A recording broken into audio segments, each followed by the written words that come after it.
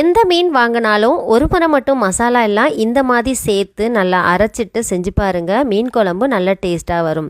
இப்போ நம்ம செய்கிறதுக்காக நான் 1 கிலோ அளவுக்கு முரல் மீன் எடுத்து வச்சுருக்கேன். நான் வாங்கியிருக்கேன் இந்த மீன் பெரிய மீன்.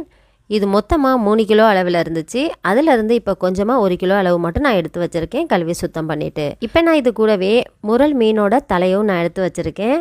மீனை விட மீனோட தலையை சாப்பிடும்போது தான் அவ்வளோ சூப்பராக இருக்கும். மொத்தமாக இது எல்லாத்தையும் ஓரமாக எடுத்து வச்சிடலாம். மீடியமாக இருக்கக்கூடிய வெங்காயம் 2, அதே மாதிரி தக்காளி 2 எடுத்திருக்கேன். தேங்காய் பாதி அளவு, மிளகு 1 டேபிள் ஸ்பூன், சீரகம் 1 டேபிள் ஸ்பூன், 4-5 பற்கள் பூண்டு இது கூடவே சேர்த்துக்கலாம். மஞ்சள் தூள், காரத்துக்கு ஏற்ப நீங்கள் கூட குறைச்சி மிளகாய்த்தூள் சேர்த்துக்கோங்க. இது தனியாத்தூள் எங்கள் வீட்டிலேயே அரைச்சது. இந்த வீடியோவும் நம்ம சேனலில் இருக்குது, வேணுங்கிறவங்க செக் பண்ணி பாருங்கள். இப்போ இதில் கொஞ்சமாக தண்ணியை சேர்த்துட்டு நல்லா நைஸாக அரைச்சி எடுத்துக்கோங்க. கொரகொரப்பு கொஞ்சம் கூட இருக்கக்கூடாது. இப்போ இது நல்லா நமக்கு ஓரமாக இருக்கட்டும். அடுத்ததாக மீன் செய்யக்கூடிய பாத்திரத்தை நம்ம வச்சுக்கலாம். நான் ஒரு அடிகனமான பாத்திரமாக எடுத்திருக்கேன், இரும்பு கடாய். 6 டேபிள் ஸ்பூன் ஆயில் ஊற்றிக்கிட்டேன். கடுகு, ஜீரகம், வெந்தயம் அதையும் சேர்த்துட்டு நல்லா பொரியட்டும்.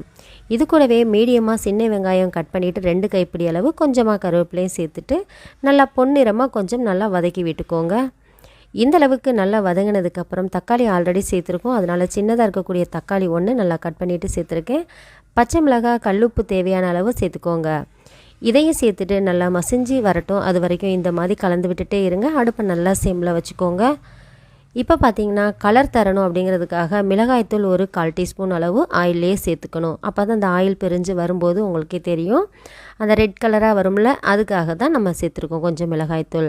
அடுத்ததாக நல்லா ஆயில் பிரிஞ்சு தக்காளியெல்லாம் வதங்கினதுக்கப்புறமா அரைச்சி வச்சுருக்க மசாலா 2 எலுமிச்சை சைஸில் புளி கரைச்சி வச்சுருந்தேன், அதையும் சேர்த்துட்டு நல்லா வடிகட்டிட்டு இந்தளவுக்கு இருக்கும்போது ஓரளவுக்கு நல்லா கொதித்து வரட்டும். கொதித்து வந்ததுக்கு அப்புறமா தேவையான அளவு தண்ணி சேர்த்துக்கோங்க. நான் அடிகனமான பாத்திரமாக இருக்குது அப்படிங்கிறதுனால எப்போவுமே இந்த பாத்திரத்தில் தான் நான் மீன் குழம்பு வைப்பேன். இந்த பாத்திரத்தில் வைக்கும்போது எனக்கு ரொம்பவே பிடிக்கும், நல்லா அகலமாக இருக்கிறதுனால. நீங்கள் நல்ல பெரிய ஒரு பாத்திரம் கூட வச்சுக்கலாம். முதல்ல மீன் மண்டியை எடுத்து நம்ம அதுக்குள்ளே போட்டாச்சு. கொஞ்சம் கொஞ்சமாக எல்லா மீனையுமே நான் இது கூட சேர்த்துக்கிறேன். பாத்திரம் ரொம்ப சின்னதாக இருக்குது, மீன் அதிகமாக இருக்குதுன்னு நினைக்காதீங்க, எனக்கு சரியான அளவாக இருக்கும். மீன் குழம்பு வச்ச உடனேயுமே நான் வேற ஒரு பாத்திரத்துக்கு மாற்றி ஊற்றி வச்சுருவேன். இப்போ நம்ம அடுத்ததாக நல்லா கொதித்து வரட்டும், அது வரைக்கும் வெயிட் பண்ணிக்கலாம். அடுப்பை மீடியமான ஹீட்டில் வச்சுக்கோங்க. அப்போ தான் நமக்கு அந்த மசாலா எல்லாமே சேர்ந்து நல்லா மீனுக்குள்ளே இறங்கும். எப்போவும் மீன் குழம்பு வச்ச உடனே சாப்பிடாதீங்க. வச்ச உடனே சாப்பிட்டீங்க அப்படின்னா அதோட டேஸ்ட் நமக்கு கிடைக்காது.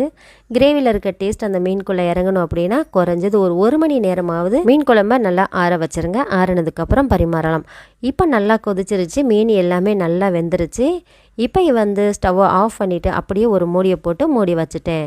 சரியா 1 மணி நேரத்துக்கு அப்புறம் ஓப்பன் பண்ணுறேன் பாருங்கள். நம்ம ஆயிலில் நமக்கு தக்காளி வெங்காயம்லாம் வதக்கும் போது கொஞ்சமாக மிளகாய்த்தூள் போட்டோம்ல, அதுதான் இந்த மாதிரி ரெட் கலராக ஆயில் பிரிஞ்சு வந்திருக்கு. சூப்பரான சுவையில் இருக்கும், அவ்வளோ அருமையாக இருந்துச்சுங்க.